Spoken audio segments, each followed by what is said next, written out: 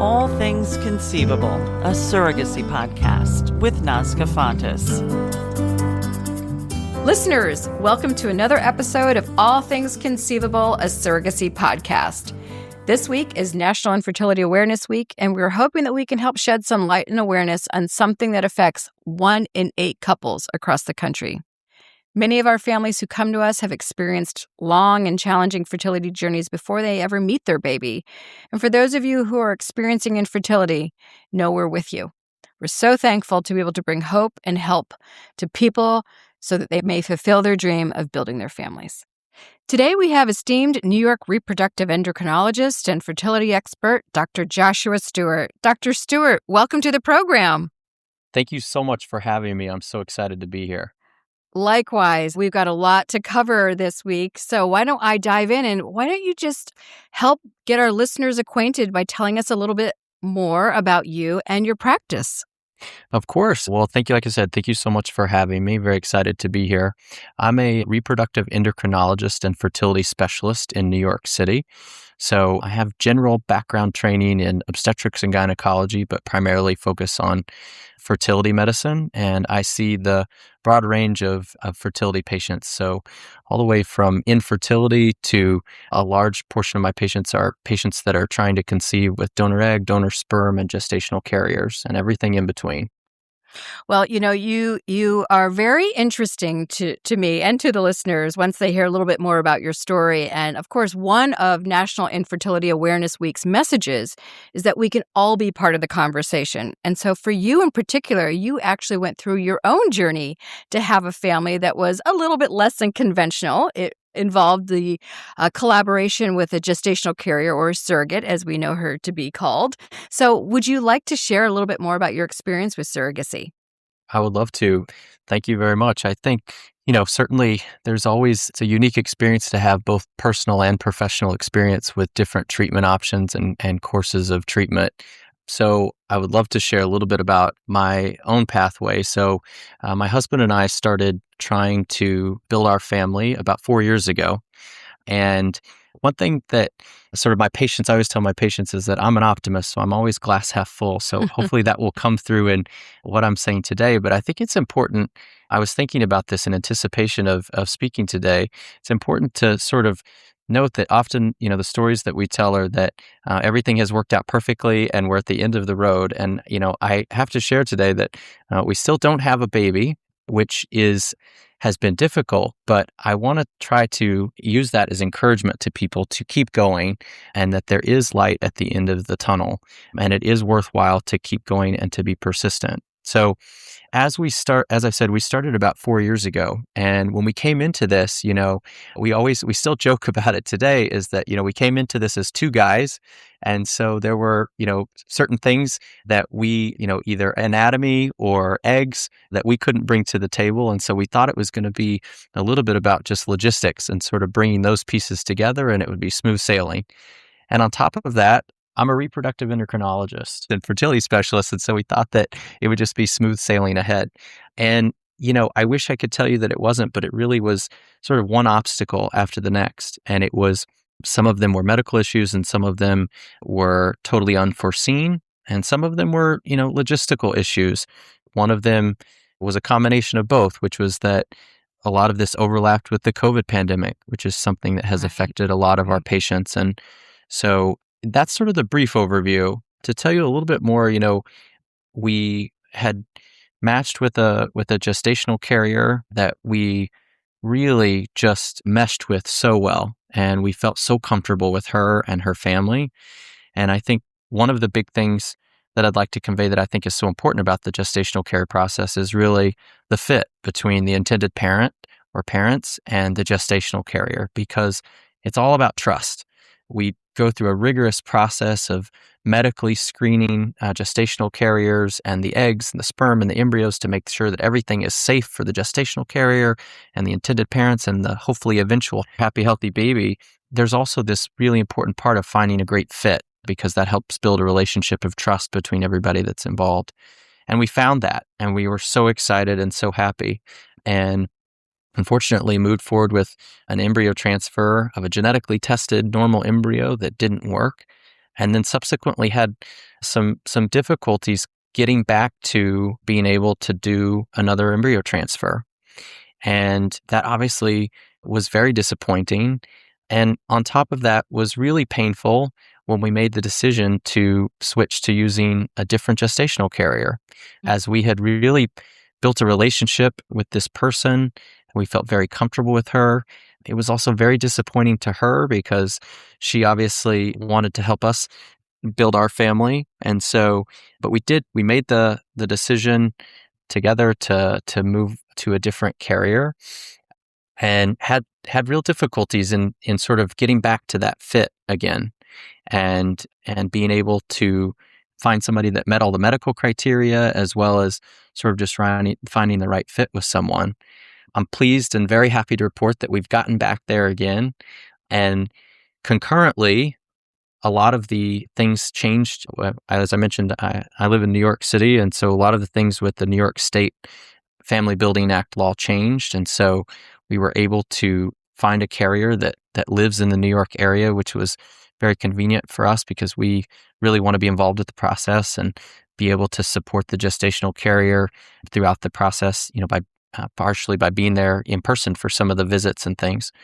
So I think that kind of the takeaways on this was that it's okay if it doesn't work out quite as smoothly as you think it will be. And I want to also encourage people that sometimes it does work out really, really smoothly. I have friends and patients that have gone through the process, and it really is smooth sailing. It's sort of, we create a to-do list, you check it off, and it's all, it's full steam ahead. So that is possible. But if it doesn't, it's okay. And it will work out, and it's important to stay persistent. And it's really important to have a very important team of support behind you, both medical professionals and the agency for the gestational carrier, as well as, your personal support system as well. Wow, you just hit on so many important topics, and if I could just unpack them a little bit one by one. But I think, at the top of the list is that you now have such a unique perspective, not only from, your medical point of view and the advantage as a medical professional involved in assisted reproductive technology. So you get that part. But what is often missed, I think, by many clinicians is a much deeper understanding of what happens after a match, what happens after embryo transfer, and all of the intricacies and complexities associated with surrogacy. And so I might maybe speak for you by saying, I think now you could look at this through a much more empathetic lens when it comes to your patients who need to pursue a surrogacy journey. Again, there's so many complexities above and beyond the medical components surrounding surrogacy. So I love that you have a unique perspective. And I also love that you've been able to articulate so clearly for our listeners that it's not necessarily a linear path, that it can be circuitous and there can be setbacks, but that perseverance and persistence are key, right? They really are. And, when we think about this week being Resolve's Infertility Awareness Week, one of the week's missions is to unite the millions of Americans who want to remove the stigmas and the barriers and perhaps some of those complexities that stand in the way. So, you said it in your own personal story, but if you were to speak to the audience in particular about infertility and its effects on individuals and couples, what would you say to them about, kind of, again, that perseverance, and what do you want them to know in terms of how they can keep going? Absolutely. So to echo what you said before, I think that it has certainly given me new perspective as a clinician. And I think that one of those things sort of goes to your question, which is that it's made me much more sensitive to timelines. I remember, I'll never forget getting the first call after that embryo transfer did not work. And I knew all of the statistics from being a doctor. I knew what pregnancy rates should be and with a genetically tested normal embryo and a gestational carrier. And so obviously there was some disappointment there. But I think as the sort of dust settled, what really became apparent that became very painful also was the timeline. My husband and I, like so many couples that are using third-party reproduction with donor egg, donor sperm, or gestational carriers, realize that it's going to be a process. And so you realize that there's a certain timeline. And when we first started, we thought we were sort of being ahead of the game and getting things started, before we were really ready to even have a baby. And I think that was one thing that really caught me off guard and catches a lot of patients off guard is the timeline. And so that's the first thing, is that I would encourage, people, individuals or couples that are utilizing third-party reproduction for their family building to really maybe start and getting some information before you think you really might actually be ready, because at least ready to have a baby, because it never hurts to get more information. And there are some building blocks that you can put in place that really set yourself up to be prepared for those timelines. And similarly, as you probably know, with so much experience in the field of gestational care, is that sometimes patients that get to the stage of using a gestational carrier have been at this already for a very long time. And so they're already very aware of how 1 month can turn into 2 to 3 to 6. And so I think the first thing is the timeline. And I think the nice thing about that is that there's an action point. If I could sort of encourage anybody that's listening to this at home that is, sort of just starting out about sort of debating whether or not to make that appointment with a fertility specialist and, to get testing and find out more information. I understand there's a lot of anxiety that revolves around that, because sort of you can't be scared of what you don't know necessarily. And so sort of there's this anticipation of finding out bad news or things like that. But I would encourage people that it's the exact opposite, that it may sound cheesy, but the information really can empower you. And, seeking out, where you stand with your fertility status, getting a basic evaluation with a fertility specialist and sort of mapping out a course can be really a very, very critical first step, and can set up that timeline so that you're not also, fighting against that as well.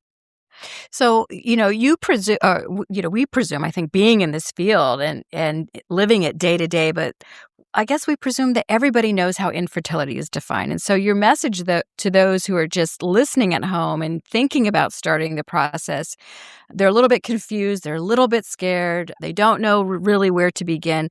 Why don't we actually just start by telling our listeners what the clinical definition of infertility is and the current numbers associated with it, so that they don't feel so alone? Yeah, absolutely. Well, I think the important thing to do is that to sort of look at that the fertility landscape is really evolving, and it's evolving because families are evolving, and what a family looks like is evolving.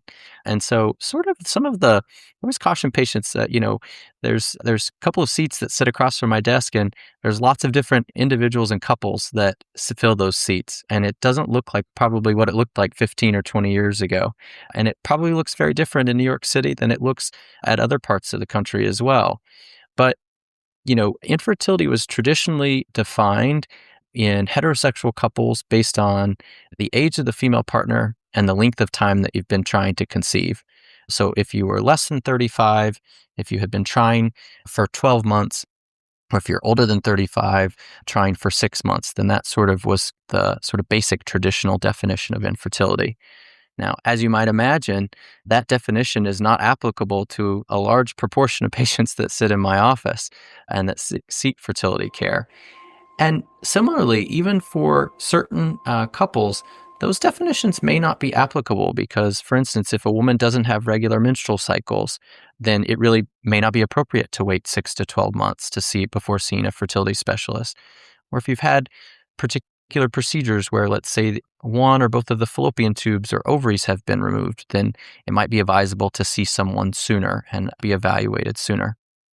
And then obviously, couples or individuals that are trying to build their family through using donor egg, donor sperm, or gestational cares may not meet traditionally defined infertility criteria, but still may seek the services of a reproductive endocrinologist or fertility specialist like myself. Yeah, that's very interesting. Even asking the question now, after, nearly 30 years of work in this field, that used to just be kind of part and parcel, part of the conversation. It was quote unquote infertility. And now it really has migrated to fertility treatment, because I love that analogy that you just mentioned about, the two chairs across from your desk and so many different individuals sit in those chairs and have these very deep conversations with you about how they're going to build their family. And it has changed so much in the last couple of decades. It really is remarkable. So I happen to agree. It's no longer infertility. I think it's just simply fertility treatment and fertility awareness, because we all come in different shapes and sizes and have different approaches to how we're going to build our family. So I also want to ask you a little bit, we might be getting a little bit technical, but I can guarantee you there's going to be some of our listeners who really gravitate towards this. You've done a lot of research on male factor infertility. Is that right? That is correct. And if so, how about if you share, in a high-level summary, some of your findings? Sure. So I think that's one thing too, we talk about misconceptions around fertility and the fertility evaluation. I think that in certain couples, there's this misconception that it's really just the female partner that needs to undergo testing. And the truth is that major abnormalities on the male side, on the sperm side, are rare, but mild abnormalities are very common. And a lot of times there are really effective, not necessarily super invasive things that we can do to try to help optimize those mild abnormalities to really help improve pregnancy rates. And so a lot of my research has centered around trying to find different ways of quantifying and qualifying the sperm. So usually the basic evaluation on the male side starts out with a semen analysis. And so that semen analysis gives us some basic information about the sperm. And so the basic parameters are their concentration, the motility, which is the percentage of the sperm that are swimming, and the morphology, which is the shape of the sperm. And that gives us some information. And for a very long time, historically, we've thought that was sort of all the information that we really needed about assessing the sperm. And now we're really finding out a lot of really exciting diagnostic possibilities that can further advance our understanding of sperm quality and how that may tailor specific treatments to certain individuals or couples and help us understand what's going on at a basic biological level. So some of the research that I did during my fellowship centered around some very technical basic science things, looking at what are called exosomes, which are these little packages of information that are transmitted in our bodies that transmit DNA and RNA and proteins and basically chemical signals to help communicate amongst the different cells in our body. And so we were looking at seeing if those communication pathways were different in guys that had normal semen analysis parameters versus guys that had something called azoospermia, which is where there's no sperm in the ejaculate. And so we were looking at some of the different packaging of those things. We're hoping that eventually research like this will lead to additional advanced diagnostic testing for guys with male factor infertility. And one of those that we're using clinically right now is looking at something called DNA fragmentation. And so it's specialized testing on the sperm to see if an increased amount of the sperm carry fragmented DNA, which may decrease fertilization rates, pregnancy rates, or increase the amount of abnormal embryos that are created through artificial reproductive technologies or through conceiving. So you've hit upon a lot of advances in male factor and a little bit on other fertility treatments. Outside of the male factor realm, what else are you seeing that's exciting coming down the line in terms of advancements in the field? Oh man, we could do a whole separate podcast on that, right? Maybe I'm opening Pandora's box here. No, you're great. I think, to sort of condense a couple of things that I'm very excited about. So one is genetic testing, and that's a broad, seriously, obviously we could have a separate podcast on genetic testing, but of course, one thing is genetic carrier screening. So these are panels. That's a blood test for the patients that basically helps us screen for genetic predisposition to certain things like cystic fibrosis, Tay-Sachs, thalassemia, sickle cell anemia. And the way that those work is that you need to have 2 abnormal copies of a gene in order to actually have the disease. So you need an abnormal copy from the egg and an abnormal copy from the sperm. And so those panels are changing all the time as our understanding of the genes that are involved change. So just for instance, in that panel that we were using about a year ago, there were 282 conditions that we could screen for, and now that's gone to 511 diseases that we can screen for. So that's one thing. The other thing with genetic testing is that we are able to do genetic testing of embryos, which is abbreviated PGT, which is pre-implantation genetic testing. And we can do that for the number of chromosomes, which is related to the age of the egg that was used to create the embryos. And we can also do it for certain mutations. So we're seeing a lot of patients that find out more about their family history and their genetic history.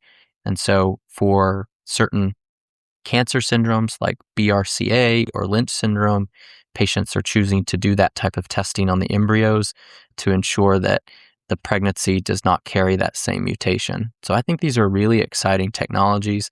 They needed to be interpreted in the right context.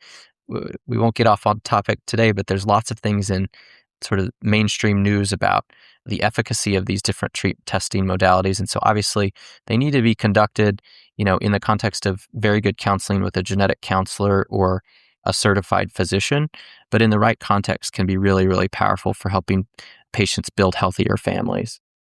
A terrific summary, truly, of the scientific advancements, available for folks who need to pursue treatment in a clinical setting. So pivoting just a little bit from the technological and scientific advancements to some of the cultural advancements that we've made in this field. And I think with the advent of same-sex marriage in particular, and the normalization of gay men having children via surrogacy, it's made a great impact on increasing the awareness and the use of surrogacy in general. So what was once fringe or unspoken truly is now on the table for everyone, and the way it should be.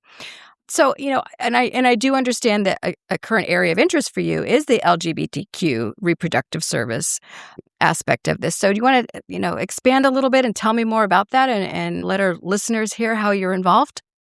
Absolutely. And thank you for the opportunity to speak about this. I think that it really starts with awareness. And from my perspective, it starts on sort of patient education, sort of understanding what your reproductive options are and having access to those things. So understanding, what the route forward of conceiving with donor sperm and intrauterine insemination is, and what's involved with matching with an egg donor, and having resources or access to gestational carrier agencies that are able to provide the right fit for intended parents and gestational carriers. So the awareness of the resources that are available and seeking information from, certified medical professionals to help guide that process.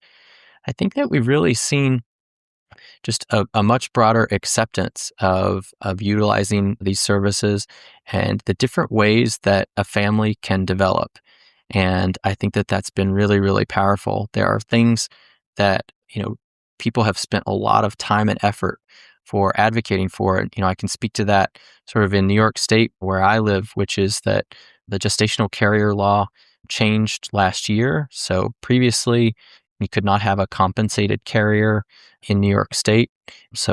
And that changed recently, and that has made a profound impact on so many people's family building outlook.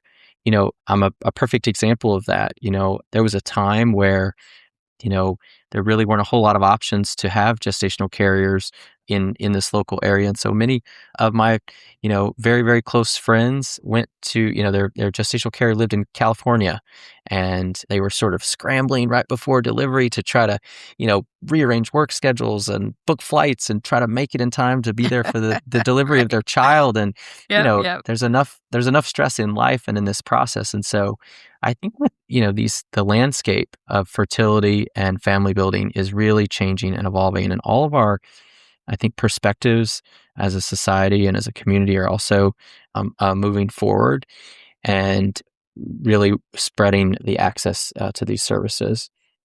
Agreed. I would say that, there's been this momentum towards normalizing not only, third-party reproduction, but surrogacy in particular. I started out just doing egg donation here at ConceiveAbilities, eventually, moving into the world of surrogacy, and just the arc, the arc of progression of acceptance in my 26 years of doing this, specifically ART. So it really is remarkable to see the changes taking place. And, they're all shored up by good practices, legal protections, and a lot of ancillary professionals really coming into their own in terms of their own understanding how best support these families. moving through a surrogacy journey. So a lot of advancements have been taking place, no doubt. So ConceiveAbilities this year is celebrating a quarter century of building families. And, we just could not be prouder and more excited about bringing our own experience to bear into the future. And so as I was reflecting on lessons that I've learned over the course of time that I bring, I hope, with me every day in supporting our families, one of them truly is that modern family building is evolving and surrogacy is leading the way. Naturally, I look at this through a little bit of a biased lens, right? I do believe that surrogacy is leading the way.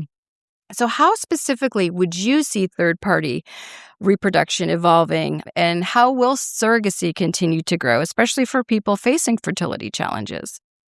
Absolutely. Well, congrats on 25 years. And that's really incredible. And hats off to the amazing work that you guys do. Thank you. I think that we will continue to see the utilization of gestational carriers for family building increase. I think that it's not just acceptance on sort of a larger scale across, society and communities, but it's also acceptance and awareness on an individual level. And I think we could look at that from both the perspective of the gestational carrier and the intended parents. So on the side of the gestational carriers, I think that, if there are a lot of people that I think have a lot of interest in doing this wonderful, amazing thing of helping an individual or families that otherwise would not be able to build their family through gestational carrier, being a gestational carrier. And I think that the more information and awareness that is out there for people that would be interested in being gestational carriers, and helping to reassure them that this is can be a very safe process, that it is highly regulated, and that we have very stringent requirements for screening the eggs and sperm that become embryos that will be transferred to the gestational carrier, and that it can be extremely effective and success rates are very, very high. I think that the more information that we put out of there as a community really spreads the acceptance amongst potential gestational carriers that this would be something that they would be interested in doing, and that it can be a safe, very effective process. And on the side of the intended parents, I think that more and more patients are sitting in my office and they have heard about gestational surrogacy through a friend or a relative or a coworker. And, that is not something that I think probably would be as common as it was, 5 or 10 years ago. You could probably comment on this, but I think that more and more people have either read a news story or have had somebody on a local level that has undergone the process. And I think that on a individual level helps normalize it for them too, that they can get through this, that it can be safe and successful. And I think that provides a lot of reassurance and confidence to a lot of our intended parents and the gestational carriers as well. Yeah, I think that the gestational carriers are, they're remarkable women, no doubt. And, to hear time and again from respected clinicians in the field that this, is a very safe process. They've already given birth themselves and have had uncomplicated pregnancies and obstetrical histories that allow them to continue with the prospect of becoming pregnant again with the intended parents' embryos. I think it's important to note, too, that they do have a network of safety and security around them with all of the professionals involved, from the doctors to the attorneys to, the mental health professionals, and then, the more administrative parts of the process that are equally as important, the escrow management and, proper insurance coverage and what have you. But one thing that we did notice over the course of time, and we were thinking about how could we continue to improve the process on behalf of our gestational carriers. Part of our value as a company, one of our core values, is this value of refinement. We're always seeking to improve and create, more value for the participants in a journey. And one of the things that we recently did is we rolled out what's called a fourth-trimester care plan. And it was designed so that the gestational carriers who go through this, who give so much of themselves, and at the end there's, this joyous, overwhelmingly, statistically, overwhelmingly joyous moment where they give birth and the intended parents are have that new family. Well, as soon as the balloons are popped and, everybody goes home, we really wanted to provide more care for the healing and recovery on behalf of a gestational carrier. So this fourth trimester really puts an emphasis on her physical and emotional recovery. So everything from continuing with mental health support to having access to pelvic floor physical therapy or recovery with a doula service or nutrition, physical activity. So knowing that this is now in place, at least with a company like ConceiveAbilities, do you have a medical perspective on that service offering to gestational carriers? Absolutely. I think it's extremely important. I think that we talk about, you know, I always say to my patients that the fertility process requires we have these buckets of resources as humans, and it requires all of our resources, financial, emotional, physical, time. And I think that we have to consider all of those pieces, with the gestational carrier process. And it doesn't end with delivery of healthy newborn. There is, I think about this all the time. It's that, hopefully when we bring home our happy, healthy baby, I won't be physically recovering from a pregnancy and a delivery. And that's a really huge aspect of this process for so many people. And it will be a part of the process for the gestational carrier. And it's important for her to feel supported, both physically, medically, and emotionally in that time period. I work in my practice. I work with intended parents, and I also work with gestational carriers. And I'm part of screening gestational carriers and caring for them during their pregnancies as well. And they're my primary patient. And on the flip side, I also see the intended parents also not together, but in different arrangements. And I think that it's really important to see it from both perspectives. I think that one of the things that I've seen be really successful is that in situations where the intended parents and the gestational carrier really communicate about what they anticipate post-delivery to sort of look like. And I think having clear expectations of sort of how much communication both parties want can be really, really helpful. I know that, some gestational carriers, there certainly is this, I don't know if it's, if you'd articulate it sadness, but there's certainly this departure that there was this very close relationship between the gestational care and the intended parents. And then after delivery, it seems like on one hand, the process is over, but then there's still this physical and emotional healing process that is taking place. And so I think one of the things that can be really effective is just having really open lines of communication early on in the process of what everybody anticipates that process looking like, feeling like, and sort of what's the best way for everybody for that to play out.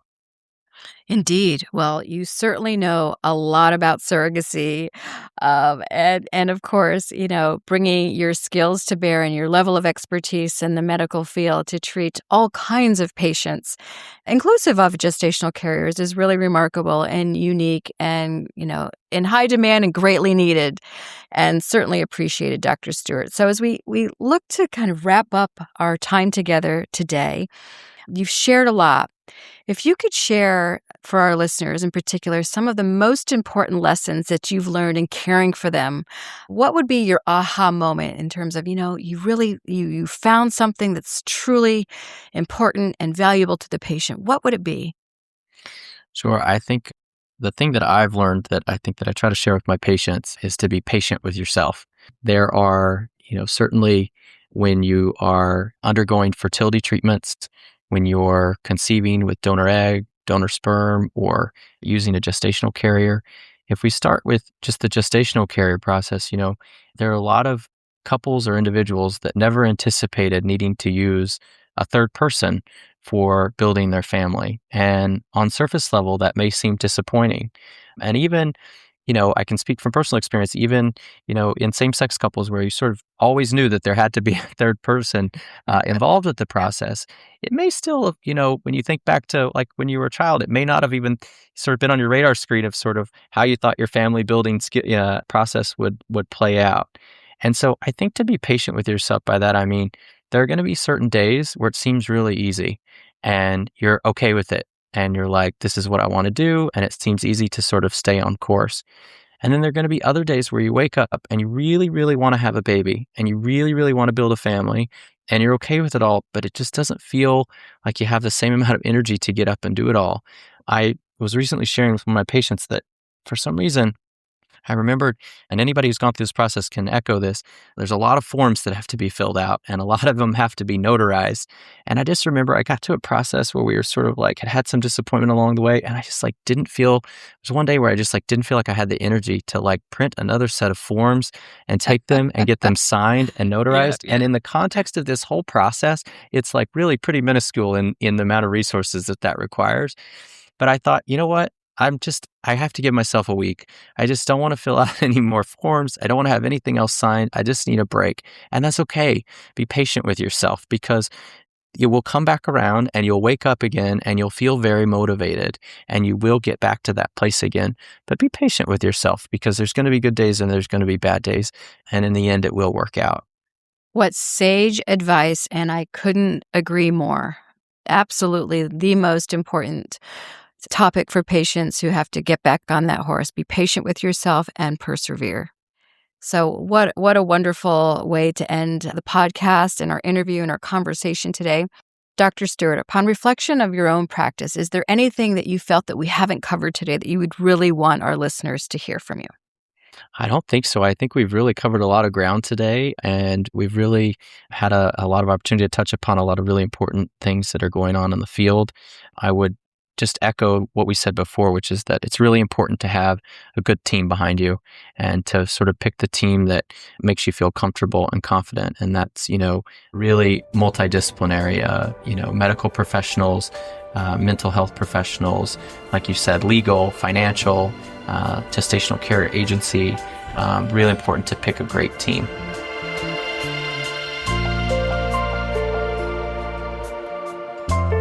So every time I have a physician on my show, I just leave the conversation thinking they're so bright, so insightful, so compassionate, so empathetic, so skilled at building families. And Dr. Stewart was certainly no different. And when I really reflect on the conversation and trying to summarize my aha moment, because I always have an aha moment from these conversations, what struck me most about the conversation was when Dr. Stewart described for all of us what it means to sit on the other side of two chairs, and how over the years, the people who have filled those two chairs have shifted and changed, and sometimes they're more conventional, like we imagine them to be, and sometimes they're more evolving and human and different from what we ever imagined. And for all of us who are imparted with the honor of helping support these individuals become a family, always remembering that those folks come in all shapes, sizes, motivations, challenging paths, circuitous routes to building a family, and they are all deserving of that opportunity and of our compassion and understanding. So listeners, thank you for joining me today. I hope this conversation was enlightening. I hope it challenges you to having the perseverance that you need to set forth on your family building journey. It is well worth it. Until next time, take care. At ConceiveAbilities, we believe that everyone who wants to become a parent can. Our agency has helped build thousands of families for nearly 25 years. Whether you are an intended parent ready to fulfill your family destiny, a surrogate answering your calling, or an egg donor wanting to expand what's possible in your life, we are your people. See how matching matters. Learn more by joining our Surrogacy Learning Center community at surrogacylearningcenter.conceivabilities.com.